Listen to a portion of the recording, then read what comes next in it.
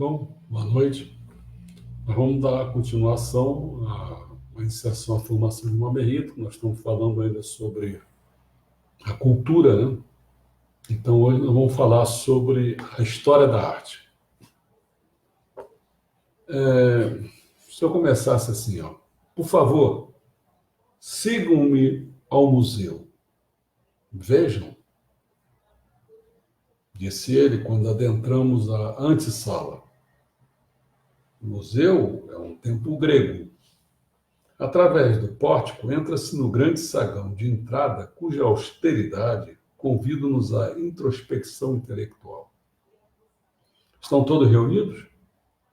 Após pagarmos o ingresso, caminharemos em direção aos altares e relicários da história da arte para, em íntimo recolhimento ou êxtase mental, comemoramos a comunhão com o Espírito Santo da arte.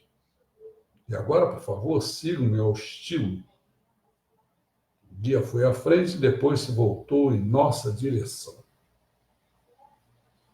O estilo, por exemplo, no Brasil, você tem o sertanejo, você tem o rock, você tem o pop, você tem o gospel, né? O MPB, tudo isso é estilo, né? Aí, quando o guia foi à frente, depois voltou-se na nossa direção, diz assim, ó, a estrutura do museu demonstra que a história da arte se desenvolve como a história do estilo.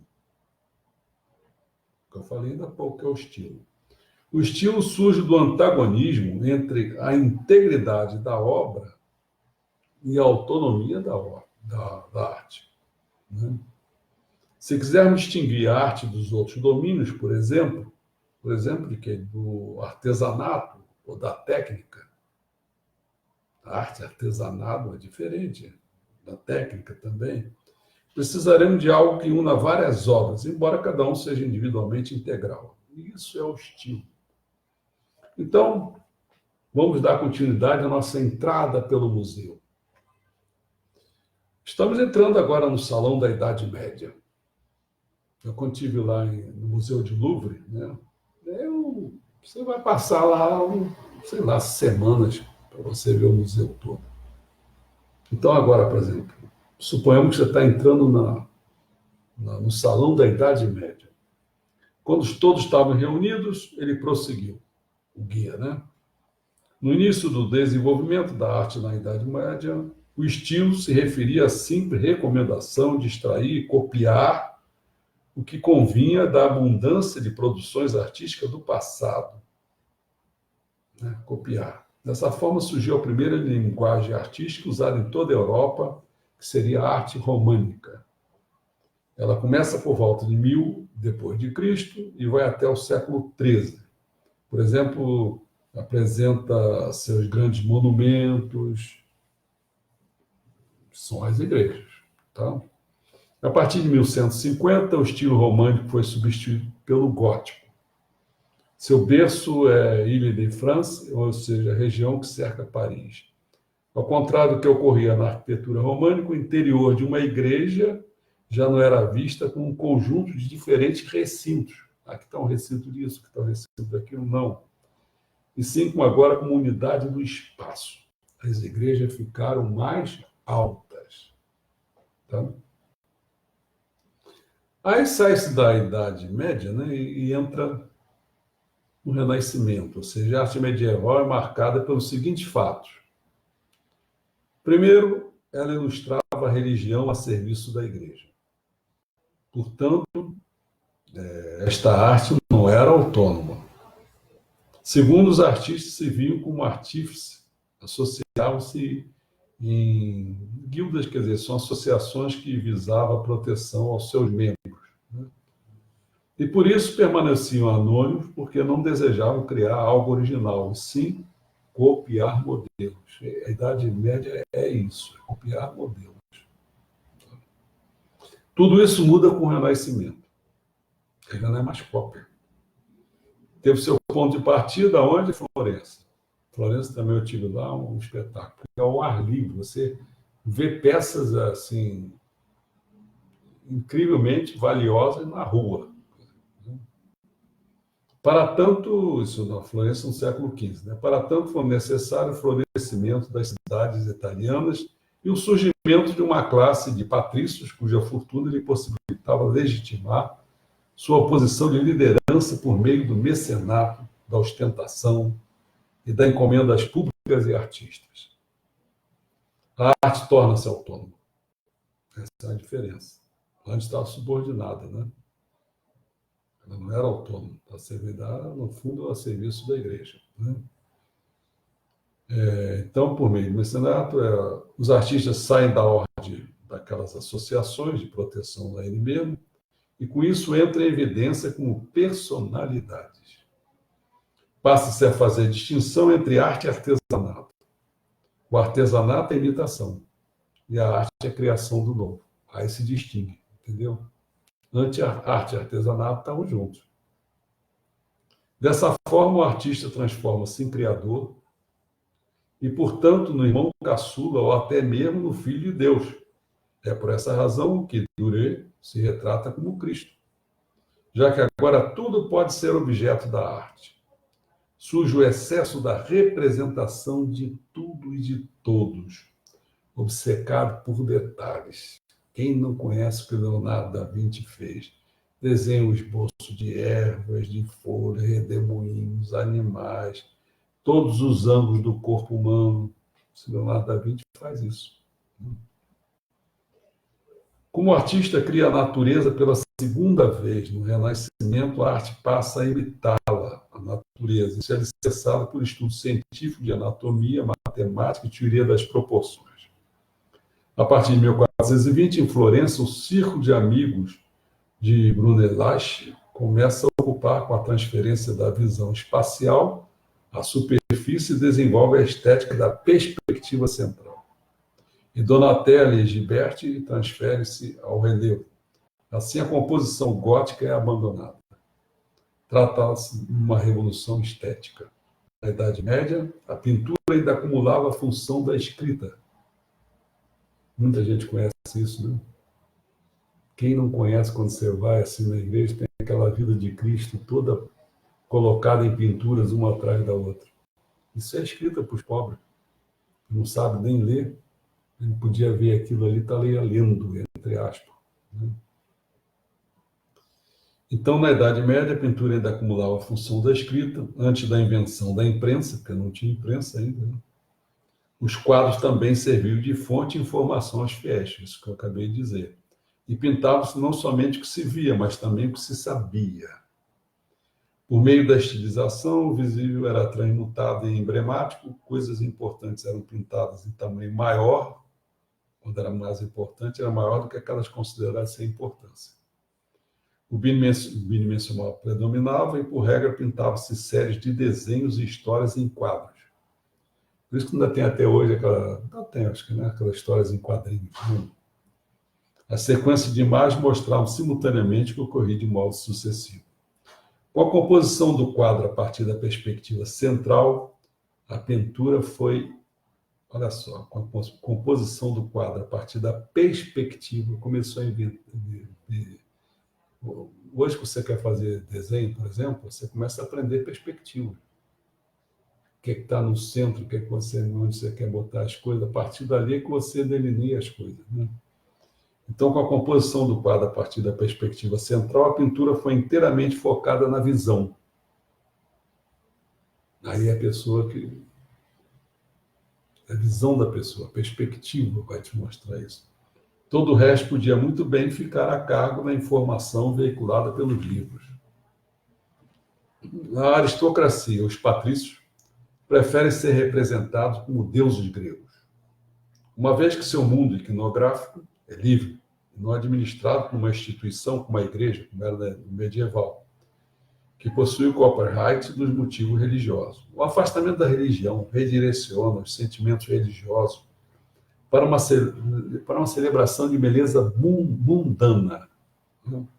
O corpo humano é despido de seu trapeado gótico e pintado em sua beleza nua. Não podia existir antes. Né? As feições do rosto são registradas em retratos individuais. e a natureza é descoberta nas paisagens de Leonardo da Vinci, por exemplo. Tudo isso é produzido por uma sociedade no qual a arte é reconhecida publicamente como uma esfera autônoma. Academias de arte são fundadas, teorias de arte são desenvolvidas. O George Vasari, né, dá início à história da arte, ao escrever as biografias de artistas renomados.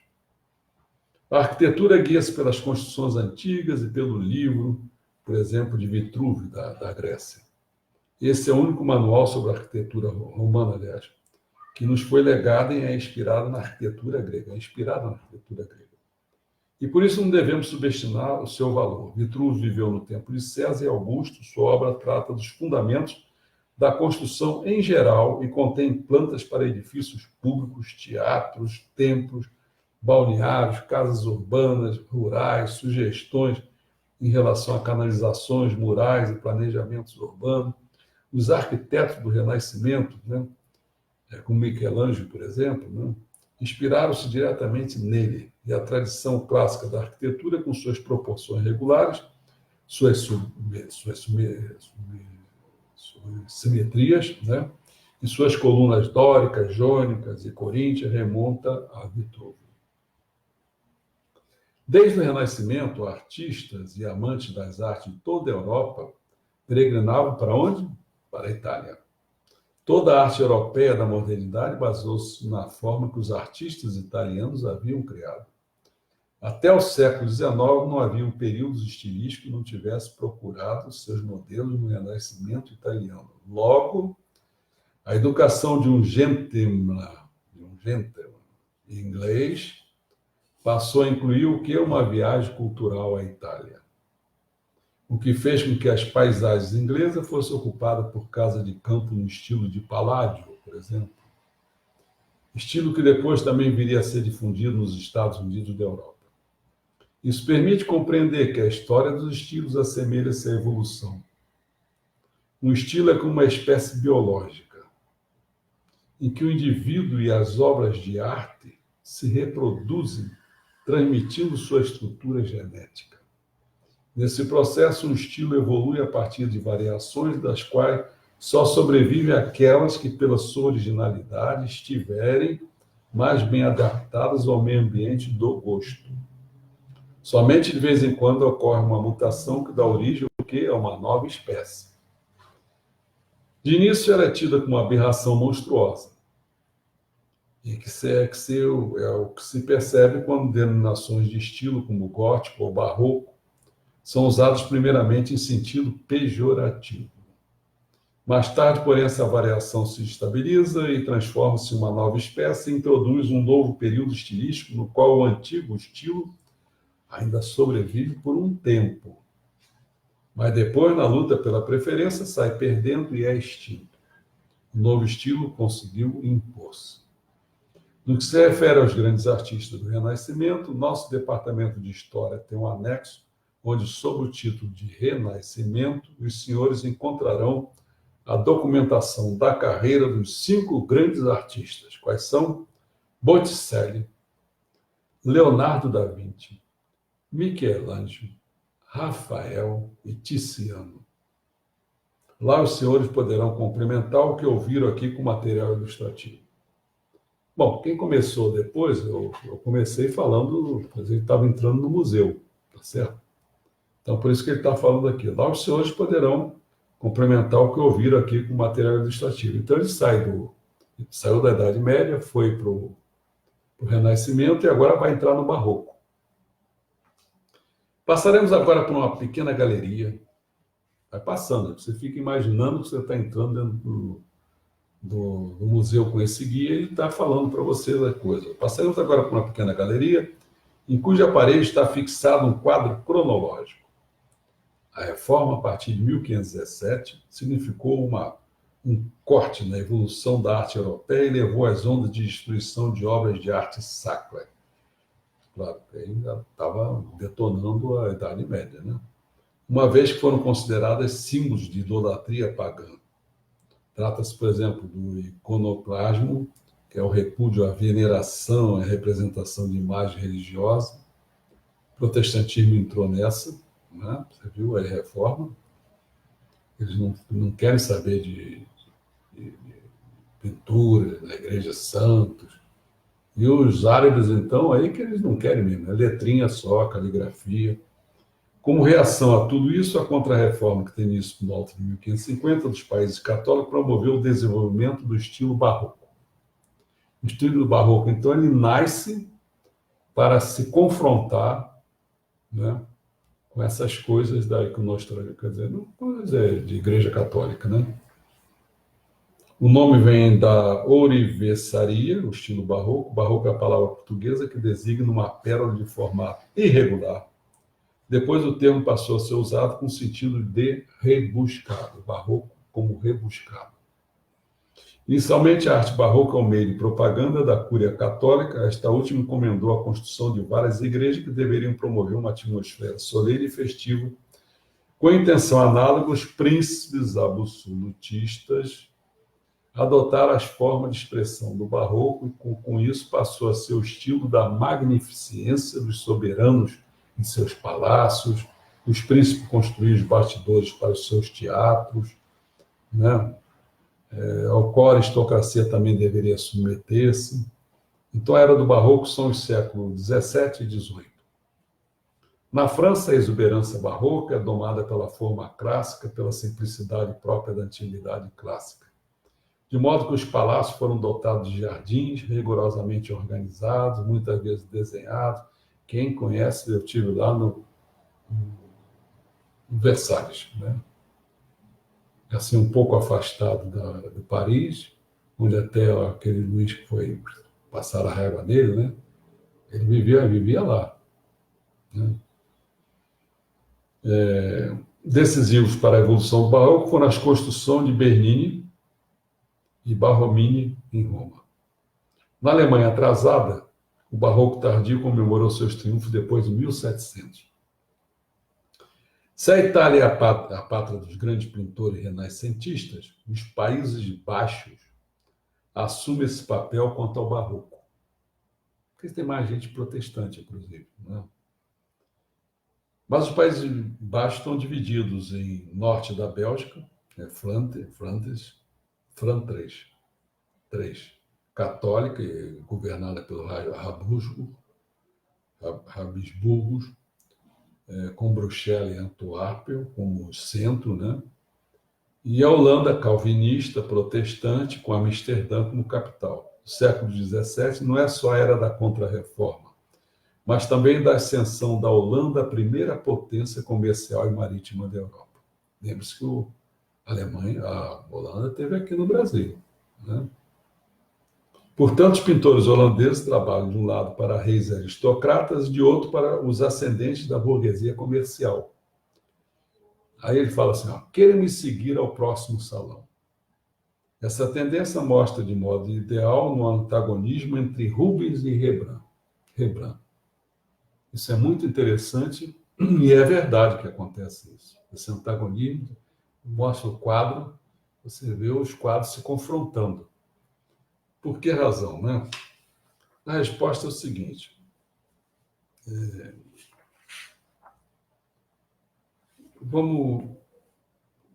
Quero me seguir mais um pouco aqui.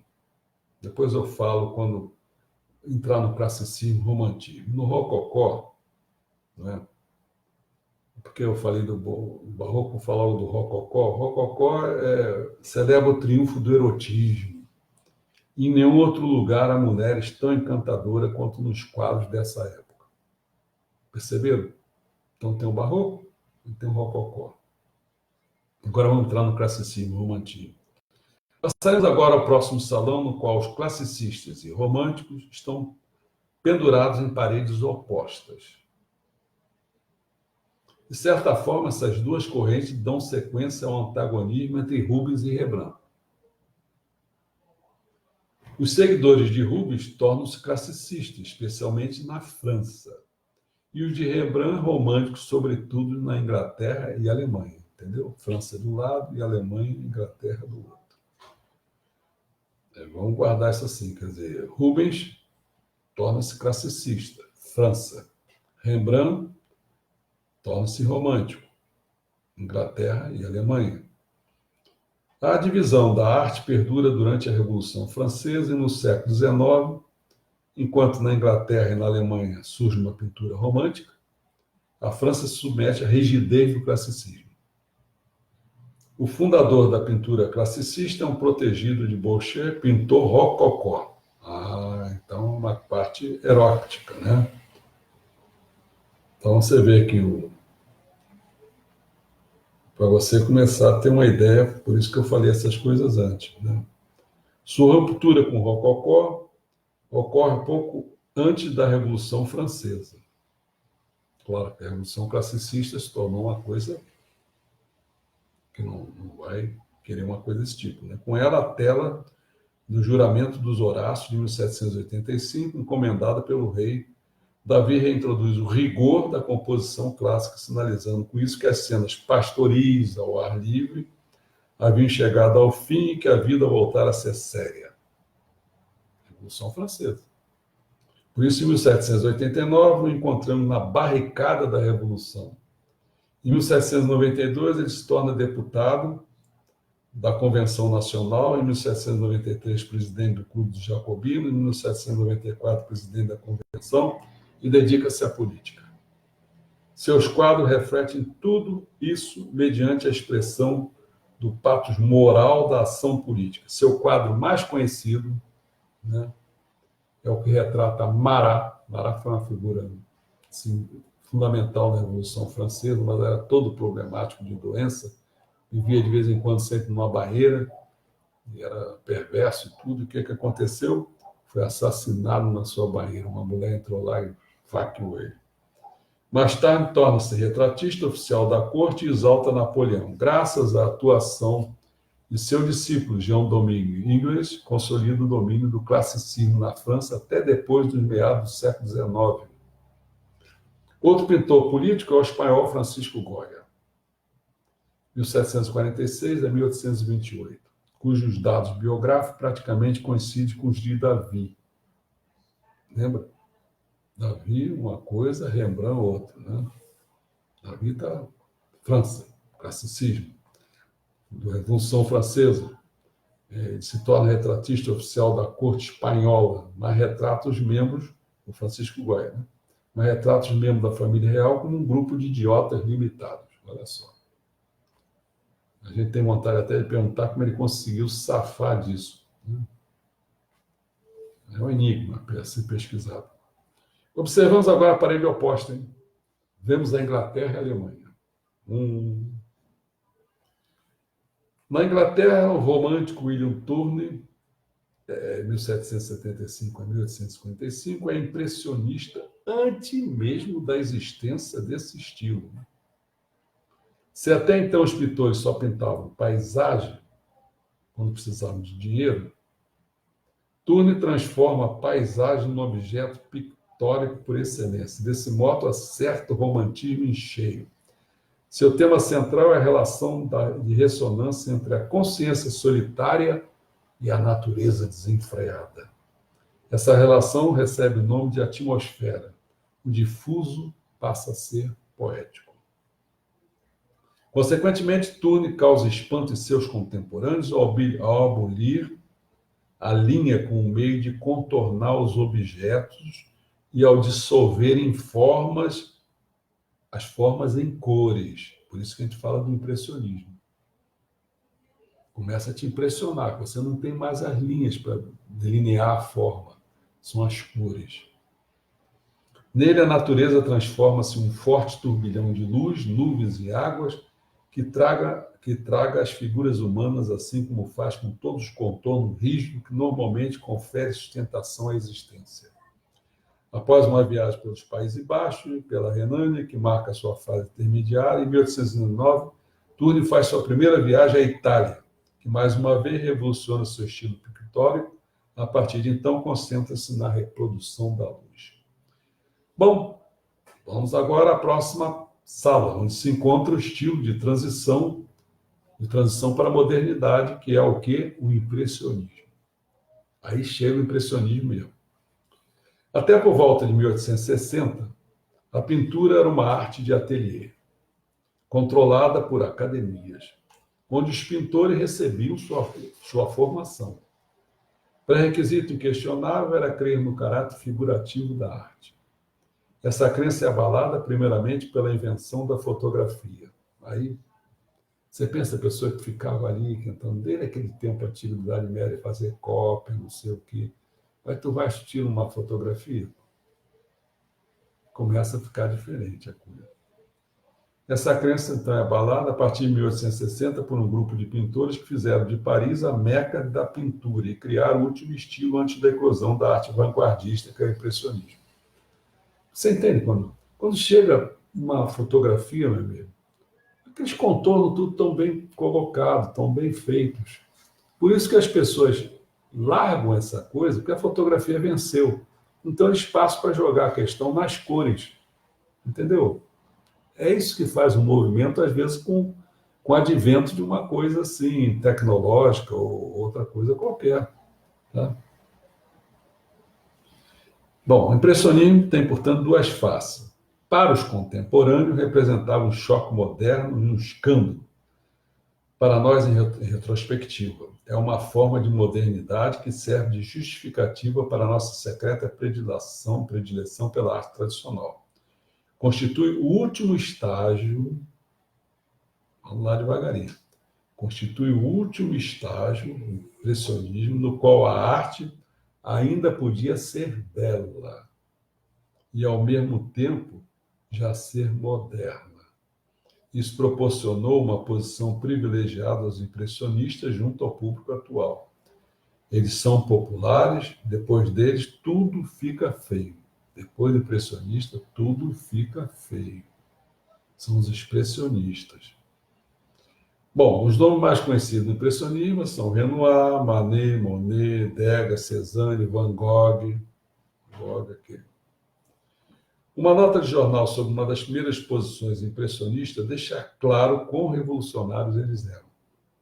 Fala assim, acaba de tão revolucionário. Por quê? Olha o choque que ele causou, os impressionistas. O cara falando assim, acaba de ser inaugurada na Galeria Durand Ruel uma exposição que alega conter quadros. Ao visitá-la, deparei estarrecido com algo terrível. 5 ou 6 loucos, entre os quais uma mulher, juntaram-se para expor suas obras.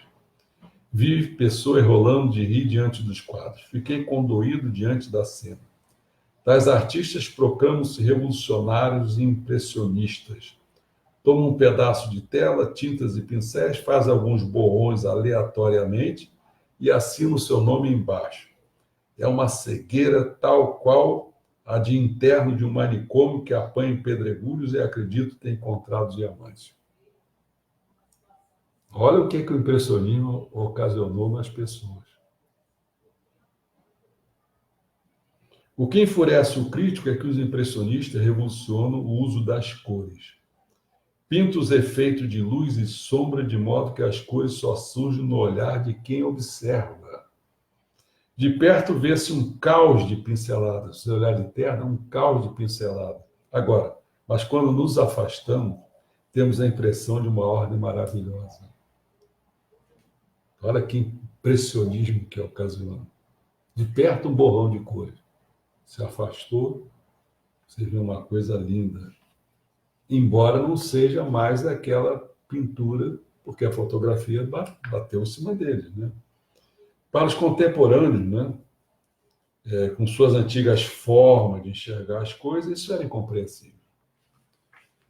Como acontece hoje com muitos artistas, os impressionistas eram considerados amadores que não sabiam pintar direito. Assim, utilizava-se o termo impressionista como um insulto. Os motivos impressionistas também não eram propriamente temas dignos de serem retratados. Por exemplo, isso é outra coisa. Uma coisa é você retratar a natureza, não sei o que e tal. Tudo ótimo, né? Agora olha os temas do retrato dos impressionistas. Olha só. Salões de baile. Foi Renoir que fez isso. Hipódromos. Foi o Degas. Bares. Que foi o Manet. Bares. Estações de trem. Monet. Mulheres nuas acompanhadas de senhores vestidos fazendo piquenique. Almoço na Relva, de Manet, não inspirava a confiança de público da época. Entendeu? O tema dos impressionistas era a vida fugaz nas grandes cidades, o fluir do Sena, por exemplo. Monet sempre pintava em um barco no Rio. E o vai e vem das pessoas nos bulevares, parques e locais de diversão. Com os impressionistas já não havia o retorno ao figurativismo. Não, figuras não. Pelo contrário, os dois mais radicais deles procuraram a direção oposta. Van Gogh bateu a porta da loucura.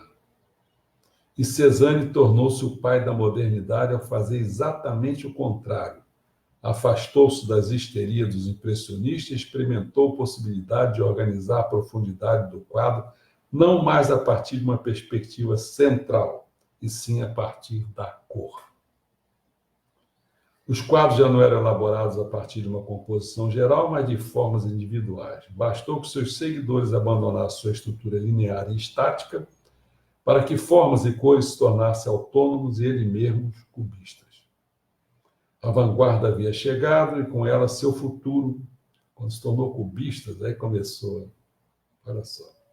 Bastou que seus seguidores abandonassem sua estrutura linear e estática para que formas e cores se tornassem autônomos e eles mesmos cubistas. A vanguarda havia chegado e com ela seu futuro rei, que é o Pablo Picasso. Bessama não gostava de Picasso. Expoentes da pintura do século XX. Assim chegamos ao fim do Museu Tradicional. Assim chegamos ao fim do Museu Tradicional. Queiram, por gentileza, me acompanhar. Olha para onde que a gente vai. A vanguarda. Né? Bom, vamos lá. Estou passando folhas aqui para a gente... Por exemplo, o artista francês Marcel Duchamp violou o mandamento da originalidade. Violou o mandamento da originalidade ao elevar objetos de uso diário e manufaturados industrialmente. Ele levou esses objetos à nobreza hereditária da arte. Em seguida, dirigiu nossa atenção a um pneu de bicicleta que havia sido montado sobre um banquinho de cozinha. A mesma coisa aconteceu. Alguns visitantes davam risadinhas. É óbvio que isso teve um efeito provocativo, prosseguiu nosso Cicerone, né? Nosso guia, como se um proletário inculto fosse nomeado magistrado na Inglaterra. Fazer um paralelo, exatamente. Já pensou? Um proletariado inculto, assim com o Lula, né? Fosse nomeado magistrado na Inglaterra, ele foi eleito presidente do Brasil. Uma vergonha essa porcaria. Além disso, Duchamp bloqueia o caráter imediato da percepção ao preparar o caminho da chamada o conceito de arte por meio das suas provocações. Nela só são desenvolvidas ideias e conceitos. E o meio artístico passa para o segundo plano. Cabe ao espectador imaginar o quadro. Imaginar o quadro. Com isso, destrói-se o caráter da obra propriamente dita e produz uma ruptura na arte como era conhecida até então. A obra era algo parecido com o corpo humano. Eu depois vou fazer um paralelo aqui, um diálogozinho, você vai ver o que é essa arte branca, quadro branco. Mesma coisa que eu mostrei para vocês na música lá. Viu aquele pessoal tudo parado? Quem não viu ainda vê, porque eu acho que nem sei se eu já tirei isso. Não vê esse negócio, cara? Uns já estão achando que é maluco, outros estão achando que é horroroso, mas vê você para ver. Aonde que chegou o chamado música? Quando sai do impressionismo, você entra nesse expressionismo, na vanguarda, você vai ver o que é. Vai ver agora aqui também, daqui a pouco eu vou mostrar lá. Já estou mostrando um pneu de bicicleta, né, pô? Bom, a obra era algo parecido com o corpo humano, sua integridade era sagrada e protegida por tabus e rituais da demonstração de respeito. A princípio, a obra é retratada como uma pessoa, expressava toda a personalidade do artista e toda a personalidade do espectador. Talvez alguns dos senhores conheçam o romance de Oscar Wilde, O Retrato de Dorian Gray. Não conhece, não? É assim. Nele, essa correlação é mostrada por meio da troca de papéis. Essa correlação é mostrada por meio de troca de papéis entre imagem e pessoa. Imagem e pessoa. O protagonista é um libertino. Ele era gay, né? É um libertino que escondeu seu retrato no solo. Tudo bem. A imagem, então, foi para o solo. Aos poucos aparece nesse retrato indício dos vícios, enquanto Dorian Gray permanece jovem com uma obra de arte. Quando, por fim, o herói horrorizado, com o que está vendo, ele apunhala o retrato e é encontrado sem vida com uma faca fincada no seu próprio peito. Os artistas modernos cometem o mesmo assassinato contra a obra de arte, pois destroem o caráter sagrado da obra. Em vez de mostrar uma obra que age como um buraco negro no qual desaparecem todas as dúvidas, você vê? Um buraco negro que desaparece todas as dúvidas, não. A arte moderna mostra processos, já não proclama, já não anuncia o caráter imediato da percepção. Em vez disso, afaste esse caráter com as suas bizarrias até que a própria percepção se torne perceptível. E aí vem aquela questão: o que é isso? Entendeu? Ah, mas aí você está fazendo uma obra aberta para deixar o outro ficar fechando ela, pensando sobre o assunto. Isso também aconteceu no cinema. Muitas coisas que as pessoas deixavam uma obra em aberto. Você não sabia como é que acabava. Não, você que acaba com a obra. Entendeu? Isso aconteceu na pintura, na música também, em todo lugar. Né? Por quê? Saiu a última etapa da beleza, foi para o impressionismo. Saiu do figurativo, tudo bem, mas entrou nas cores, tinha uma resposta. Agora entrou aonde? Em nada. Entrou na sua memória, na sua cabeça para você dizer o que é. Né?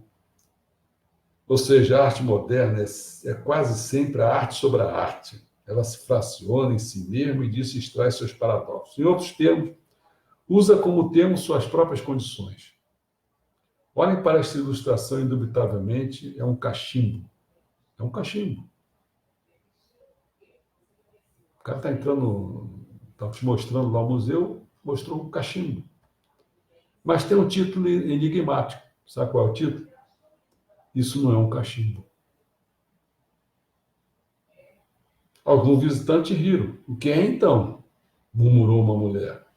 Nosso Cicerone retomou a questão. Exatamente o que é, se não um cachimbo? Está claramente visível. Todos vocês estão vendo? Então, só vejo restos perplexos. Ninguém pode me dizer o que está vendo? Bem, por hora deixaremos essa questão em aberto. Em aberto. Observemos outro quadro. O mesmo pintor. O título é Carta Branca. Uma obra de René Magritte. Carta Branca. Você já pensou? Se lê uma carta branca? Bom, para mim dar uma sintetizada, estou passando folhas aqui, vou falar assim, as três posturas diante da arte moderna. Tá? Depois eu vou fazer aquela pecinha para vocês verem. Queiram, por favor, acompanhar minha próxima sala. Por aqui.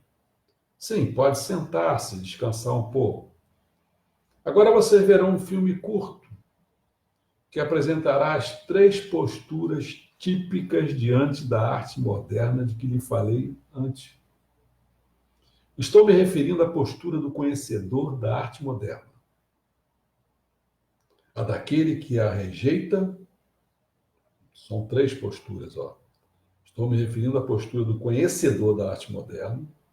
Uma postura. A outra, a daquele que a rejeita. Dois. E a do idiota, que acredita poder compreendê-la com a mesma postura adotada diante da arte tradicional. Viu os três? Vou repetir para você guardar isso aí. E vou dar até os nomes depois de cada um para você entender. Né? Bom, tem um que realmente conhecedor da arte moderna. Bom, conhece. Isso não está dizendo que a coisa seja boa, não, mas ele conhece. A outra é do cara que rejeita. Pode conhecer, mas ele não gosta, detesta, rejeita. E do outro é o idiota. Do idiota que acredita poder compreendê-la. De que maneira? Com a mesma postura que ele tinha diante da arte clássica, né? Diante da arte tradicional. Bom, esse filme se chama Arte e foi baseado em uma peça de Yasmina Reza. Né? Trata-se de três amigos, Sérgio, Mark e Ivan.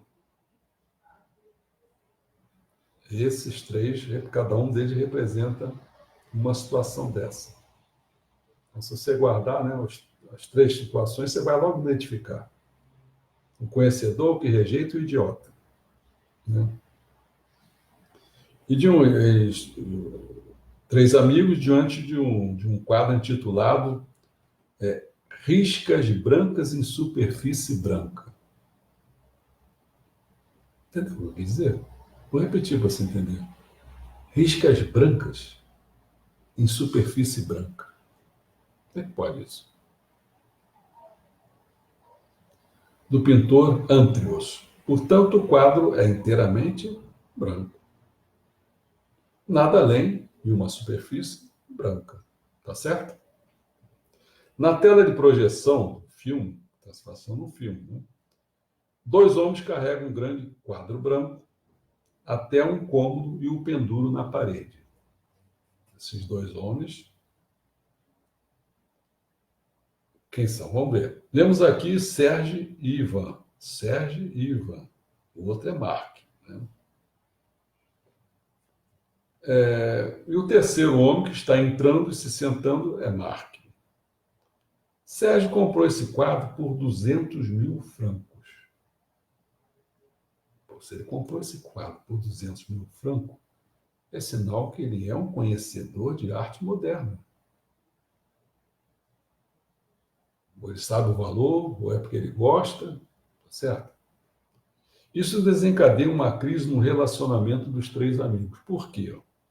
Mark é o representante da formação clássica, que só tem desprezo pela modernidade. É o cara que rejeita. Então, Mark é o que rejeita e o Sérgio é o cara que gosta, que conhece. E o terceiro elemento com o Ivan é o idiota. Ivan, que está compenetrado na contemplação do quadro, está ali, compenetrado na contemplação do quadro, está ali olhando, finge entender a modernidade, reagindo a ela com o comportamento da antiga religião artística. Aí, bom, vou ligar o som e escutaremos um breve diálogo. Como é que é esse diálogo? Isso é interessantíssimo, esse diálogo. E praticamente eu vou encerrar com isso aqui. Ó. Ivan, o idiota, apontando para o Antrios, quadro, né? Onde quer pendurá-lo? Aí o Sérgio, que é o conhecedor, né? Ainda não sei, aí Ivan. Por que não pendura lá, o Sérgio? Porque lá a luz do sol vai ofuscá-lo. Um quadro branco, com riscas brancas. Aí o Ivan, sim, está se mostrando um conhecedor. Hoje lembrei de você no trabalho, imprimimos 500 cartazes de um cara que pinta flores brancas, inteiramente brancas em fundo branco. Aí o Sérgio, né, o conhecedor, o Antrios não é branco. Aí o Ivan, não, claro que não. Não, o Sérgio começou. Espera que agora não posso me perder aqui. O Sérgio é o Mark quando entrar, que é o cara que vai começar a bombardear. Sérgio, o Antrios não é branco, Ivan. Não, claro que não. Só estou dizendo como se fosse assim um grande conhecedor. Aí o Mark entra. Você não acha que este quadro não é branco, Ivan? Ivan, não inteiramente. É aquele vaselina, né? O idiota. Mark, e que cor você vê? vejo cores, vejo amarelo, cinza, linhas que são um pouco ocre, mostrando conhecimento que não tem porra nenhuma, né? Aí o Marco, essas cores lhe dizem alguma coisa? Ivan, sim, elas me dizem. O Marco não aguenta. Ivan, você não tem nenhum caráter. Você é um homem híbrido, fraco. Aí o Sérgio, que é o grande conhecedor da obra, né, diz assim, por que você está sendo tão agressivo com o Ivan? Aí o Marco, porque ele é um puxa-saco, pequeno e servil, se deixa iludir pela grana e por aquilo que julga ser cultura, uma cultura que, diga-se de passagem, abomino. Aí tem um breve silêncio. Aí o Sérgio, o grande conhecedor, diz assim, o que deu em você? Aí Marco falando para o Ivan, idiota. Como você pode, Ivan? Na minha presença, Ivan. Ivan, na sua presença o quê, idiota? O quê? Estas cores me dizem alguma coisa assim, quer você goste ou não, e para de querer definir tudo, Marco. Como você pode dizer na minha presença que estas cores lhe dizem algo? É porque é verdade. Na verdade, estas cores lhe dizem algo? Sim, estas cores me dizem algo. Estas cores dizem algo, Ivan. Aí o Sérgio, né, o conhecedor. Estas cores lhe dizem algo, é um direito dele. Não, ele não tem direito. Como não tem direito? Não tem direito. O Ivan, o idiota, não tem direito? Não. Aí o Sérgio, por que não tem direito? Você sabe que no momento você não está bem. Deveria procurar um médico, Marco. Ele não tem o direito de dizer que as cores lhe dizem algo, porque não é verdade, Ivan. Estas cores não me dizem algo? Não há cores, você não as vê, e elas também nada lhe dizem. Ivan, este pode ser o seu caso. Que humilhação, Ivan. Aí o Sérgio. E quem é você, Mark? Quem é você para querer impor a sua lei? Uma pessoa que não gosta de nada, que despreza todo mundo, que impunha sua honra em não ser um homem do seu tempo. Bom, é claro que isso é um filme, ela tem uma comédia, não precisamos assistir um filme inteiro. Né? Como se o nosso guia tivesse interrompido, dito assim, mas quero lhe mostrar o fim e vou adiantar a fita, como se tivesse ido para o fim do filme. Querem saber como continua? Pois bem, na sequência, Mark, né, que é o cara que está por conta, que não gosta desse negócio, ofende o quadro, o que leva a Sérgio, que é o que gosta, né, a ofender Paula, a namorada de Mark. Sérgio acusa Mark de tê-lo traído devido ao seu relacionamento com Paula. E aí começou. Então Mark acusa Sérgio de tê-lo traído devido ao seu relacionamento com o quadro. Ambos se envolvem uma pancadaria, e quando Ivan, o idiota, intervém para apaziguá-lo, leva uma pancada que rompe seu tímpano. Finalmente, Sérgio, que é o que gosta da arte moderna, prova que dá mais valor à amizade com Mark do que ao quadro, riscando com o marcador preto. A última cena mostra Mark tirando o risco, porque não gosta da arte moderna, mas depois que o Sérgio fez isso, ele, em retribuição, Mark tirando o risco, o marcador era lavável, mas Mark não sabia que o Sérgio sabia disso. Quer dizer, como se o Sérgio tivesse feito uma violação ao quadro. Não, ele sabia que aquilo ali, aquele risco que ele deu no quadro, não estava desvalorizado, não, porque era lavável, ele podia fazer isso. Quando o Mark fez, para dar um tributo a ele, né, de amizade, não sei o quê, ele viu que o cara já sabia aquele negócio.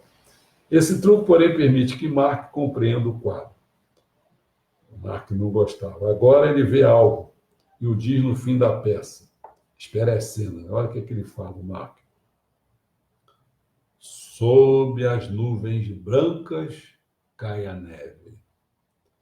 Não se vê nem as nuvens brancas, nem a neve. Não se vê nem o frio, nem o brilho alvo do chão. O homem solitário desliza sobre esquis, a neve vai caindo, caindo, até que o homem desaparece e redescobre a sua opacidade.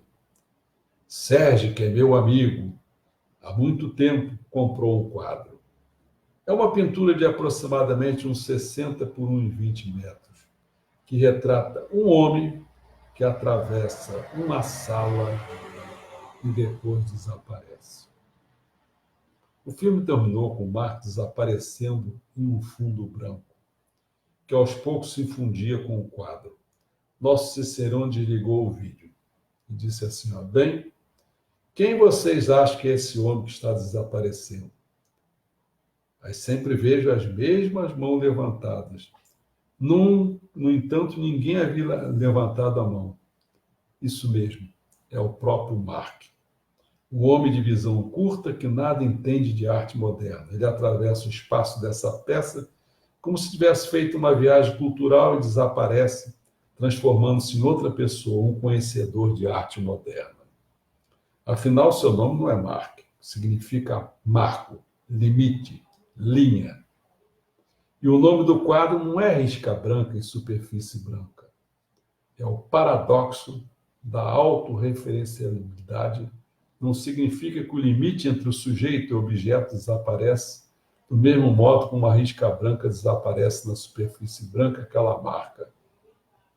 Bem, com essa apresentação, chegamos ao fim do nosso metamuseu e agora voltaremos ao Museu Tradicional da Arte Moderna. Estou vendo com você, estou aliviado, né? Vamos pegar o elevador para descer, mas ainda tem uma surpresa para vocês. Querem me acompanhar, por favor? E assim se encerra, né, essa história da arte. Dá uma visão geral da arte. Amanhã a gente vai passar o filme. Não, o filme já está aí para vocês verem. Não deixe de ver esse filme, que é o Capitalismo, uma história de amor. Isso aí nós estamos passando nessa etapa aí, as minhas memórias culturais, cinematográficas. E aqui nós estamos fazendo em relação a... Nós já fizemos sobre a fundamentação, o livro de fundamentação, estamos fazendo agora sobre a salvação. Então, nós já fizemos sobre... Nós começamos com Jorei, uma abordagem científica do Jorei. Não começamos, mas já fizemos Jorei. Agricultura, fizemos da Monsanto. Já fizemos sobre o Belo, que foi o primeiro. Foi aqueles encontros com homens notáveis. Foi um espetáculo, eu acho. E agora nós estamos querendo fazer sobre a política. Essa do capitalismo, uma história de amor importante politicamente para você. Depois nós vamos fazer sobre economia, vamos fazer sobre ideologia. Não percam esses aí também. Teologia, então, é o que eu já estou falando. Sobre o eterno judeu, feito pela Alemanha naquela época. Por isso que é importante ver, né? Você ter uma e outra ideia. Mas primeiro nós vamos fazer amanhã, então, esse filme. Na segunda-feira eu vou entrar com os grandes filósofos. Não vai dar tempo para fazer tudo no mesmo dia, então eu vou fazer primeiro, na segunda, Descartes, Hobbes, Locke, Leibniz e Rousseau. Na terça-feira eu vou fazer Kant, Hegel, Marx, Schopenhauer, Nietzsche e Heidegger. Aí eu vou dar continuidade à cultura, já fiz a história da arte, agora eu vou fazer a história da música. Mas a história da música não é aquela história da música que eu fiz com minha memória, entendeu? Que acabou ontem, né? Eu fiz a parte romântica e a parte nova, né? Eu vou fazer uma história da música de outra maneira, tá? Quer dizer, vou falar em linhas gerais, dar um quadro e vou botar algumas músicas que eu já agendei lá com o Juliano, escolhi 10, né? E depois eu vou explicar, já tem muita coisa aí, e vai ser muito interessante até o dia 5. No dia 5 à noite eu viajo e só volto no dia 10. Tá? Porque aí eu vou fazer uma coisa inteiramente nova a partir do dia 10. Tudo bem? Perguntas? Não tem? Alguma apreciação qualquer também não? Então, obrigado pela presença, espero que tenham gostado, né? Então, até amanhã, se Deus quiser, no mesmo horário.